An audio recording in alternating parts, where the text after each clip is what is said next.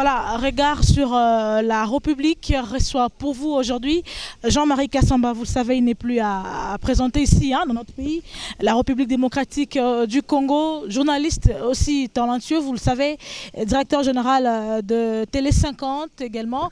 Alors, on va lui poser quelques questions. Nous sommes ici à Lubumbashi, la ville cuprifère de la province du Haut-Katanga, où on assistait à une matinée politique du PPRD. Seulement, la première question avant de le recevoir.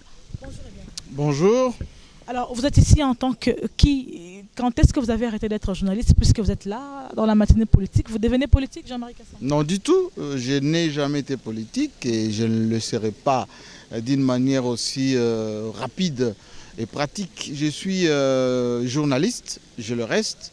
Même si je gère des espaces et des organes de presse, mon boulot, le premier, c'est d'être journaliste, c'est-à-dire d'être au fait de l'actualité, là où se passent des événements.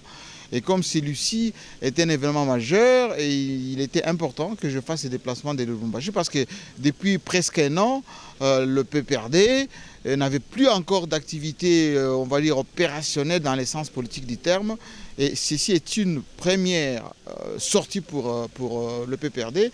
Et voilà, j'ai été informé de cela et je me suis déplacé avec toute l'équipe pour couvrir l'événement. Alors, on va marcher un tout petit peu.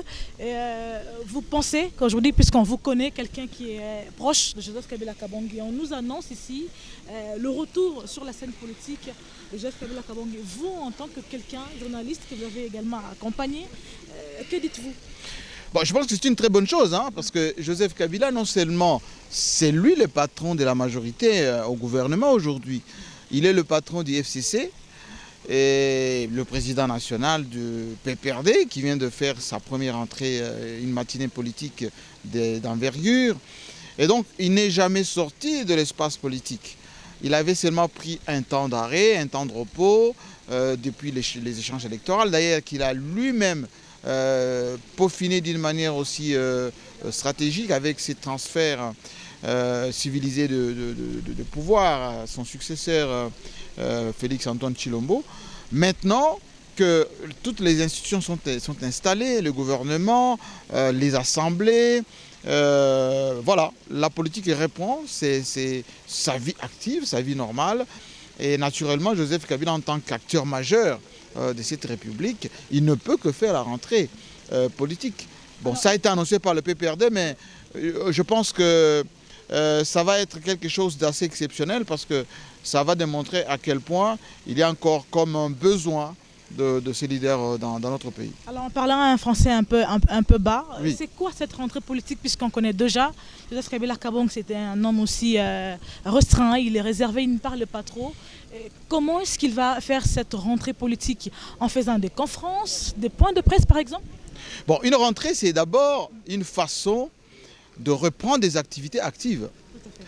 Une rentrée, c'est aussi édicter la ligne de conduite à ces troupes qui sont nombreuses, expliquer à l'opinion quelle est sa vision, parce que la vision qu'il avait conduit à avoir le pouvoir en 2001 d'une manière un peu dramatique après la mort de son père, la vision qu'il a conduit à réunifier, à rassembler, à reconstruire le pays, à lui donner des institutions stables, dont la Constitution aujourd'hui qui régit quasiment la République, eh bien, tout cela a conduit aux échéances électorales qui ont transformé le Congo. La première alternance où un président élu remplace celui qui était élu et qui a fini ses mandats. Maintenant, il faut voir qu'est-ce qu'il va faire maintenant que les institutions sont stabilisées, que le cycle normal se met en place. Eh ben, il va d'abord expliquer à ses ouailles, les gens qui luttent avec lui, l'idéologie. Qu'est-ce qui motive la lutte politique depuis Mzee Laurent Désiré Kabila, Lumumba, lui-même Joseph Kabila, et puis qu'est-ce que cela va donner par la suite dans cette coalition avec Félix Tshisekedi, il ne faut pas toujours l'oublier, qu'ils sont ensemble, ils co-gèrent le pays ensemble, ils vont partager les bilans ensemble. Et donc, la réussite de Tshisekedi, c'est la réussite de Joseph Kabila. Mais puisque vous en parlez, Jean-Marie Kassamba, Joseph Kabila Kabange va signer un retour avec des tractations au sein de cette coalition dont vous faites allusion là. La politique du FCC, c'est que c'est la continuité du gouvernement, c'est la continuité de gérer. Alors que du côté cash, c'est tout recommencer puisqu'on n'a rien trouvé. Et puis nous, on fait tout, on n'a rien trouvé. Puis voilà, nous, on bâtit comme un immeuble là où il y avait juste de la terre. Non, mais je ne pense pas que c'est les discours du cash. Parce que s'il y avait une politique de recommencer ou commencer à faire des choses... C'est ce qu'il a dit, nous allons tout recommencer. Non, je pense que c'est un lapsus. On ne peut pas tout recommencer en faisant une coalition. Une coalition, ça veut dire on se met ensemble, on continue ce qui a été fait, on y ajoute aussi, ça touche, ce qui est tout à fait naturel. Et ma foi, on arrive à imprimer peut-être sa touche tout en étant ensemble. Parce que s'il n'y avait pas de coalition, on aurait dit on commence à zéro avec sa propre méthode, ses propres moyens, sa propre vision, etc. Mais lorsque vous mettez ensemble, c'est un gouvernement, on va dire, d'union, un gouvernement des coalitions. D'ailleurs, avant même de former le gouvernement, ils se sont retrouvés dans le Bas-Congo pour arrêter ensemble la manière de gouverner ensemble. Et à chaque répartition des responsabilités, ils se mettent ensemble. Et donc, il n'y a pas à recommencer quelque chose, il n'y a qu'à continuer. Et donc c'est ça la vraie vérité. Voilà, mais vous êtes un journaliste mûr du côté politique. Alors qu'en pensez-vous? Certaines bouches disent que non, Félix Tshisekedi aura du mal à gérer, puisqu'il est un tout petit peu étouffé, s'il faut le dire comme ça. Il est entouré du FCC, du côté primature, gouvernement, tous les postes ministériels presque. Comment il va gérer avec tout ça là? Il est confiné dans une boîte de sardines. Mais il n'est pas confiné, il est aidé. Il est boosté par l'expérience déjà de 18 ans de gouvernance. Il est aidé parce que non seulement il a trouvé les moyens de gouvernance, les institutions, l'armée, les moyens financiers. Il y a $1 milliard, plus d'1 milliard trouvés à la Banque centrale. Lui-même l'a dit, il a trouvé une armée organisée, structurée. Et la plupart des collaborateurs qu'il a aujourd'hui sont des collaborateurs qui étaient aux commandes des choses, y compris la sécurité nationale. Donc non, il est plutôt, on va dire, encadré, de sorte que les choses se passent plutôt bien. Ça se passe plutôt bien. Donc moi, je ne pense pas que... ceux qui pensent toujours qu'il y a dissonance ou qui dirait séparation de vue avec Joseph Kabila ou plutôt le FCC, ce sont ceux qui réfléchissent un peu à courte vue et qui oublient qu'une coalition, c'est un partage des responsabilités et des visions. Non mais en 9 mois seulement, nous avons vu Félix Tshisekedi au moins essayer, il faut le dire comme ça, essayer de mettre en pratique ou comment dire, en place la gratuité de l'école primaire. Ce qui a échoué. Joseph Kabila Kabange pendant 18 ans, lui, n'a pas pu le faire. Quelque part, ceux qui disent que Tshisekedi est venu tout recommencer en raison. Non, d'abord, quand vous faites la lecture de la constitution promulguée par Joseph Kabila, la même constitution qu'il avait mise en place a prévu la gratuité de l'enseignement. Oui, mais il fallait le mettre en exercice. Bien évidemment, ça a été commencé. Demandé à Marqueur Mongo, qui était ministre de l'enseignement primaire et secondaire, avait déjà commencé à expérimenter cela. Matata Mponyo, Premier ministre, l'avait déjà fait.